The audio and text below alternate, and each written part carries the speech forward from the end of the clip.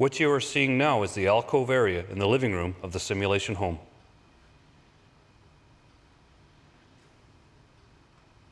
The kitchen is on the right side of the frame and the front door is on the left. A fire is being ignited on the wicker chair, which was determined to be the point of origin of the fire. The equipment hanging from the ceiling are the heat sensors installed to monitor the temperature of the room at various levels.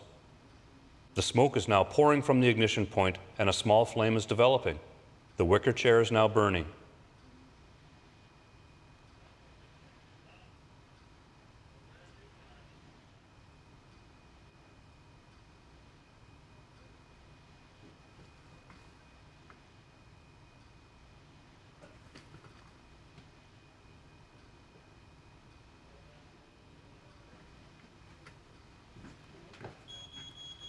The ground floor smoke alarm activates. Remember, there was no ground floor smoke alarm in the actual fire. The fire is still in its early stages, but you can see that the toxic smoke layers are already beginning to accumulate at the ceiling level. If the occupants were alerted to the fire at this point, they would have had more time to safely escape.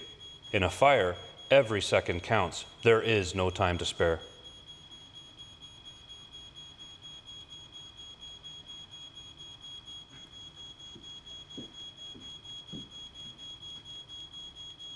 The smoke alarm on the second floor now activates. This is the alarm the family heard.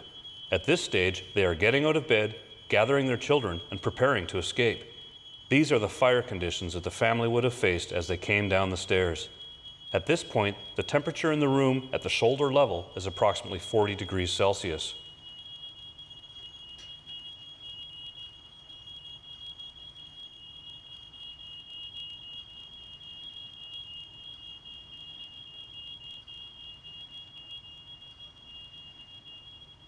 Watch closely what happens to the fire conditions when the front door opens and more oxygen is introduced into the room.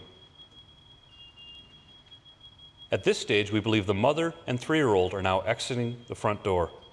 In the confusion of the growing fire, the father and older boy became separated and the father barely escaped with his life. Unfortunately, the child had run back up the stairs and perished in the fire.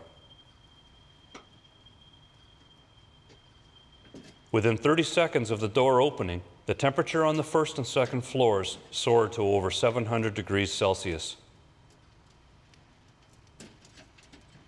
The fire is spreading rapidly throughout the room as flaming paint is dropping onto the furnishings.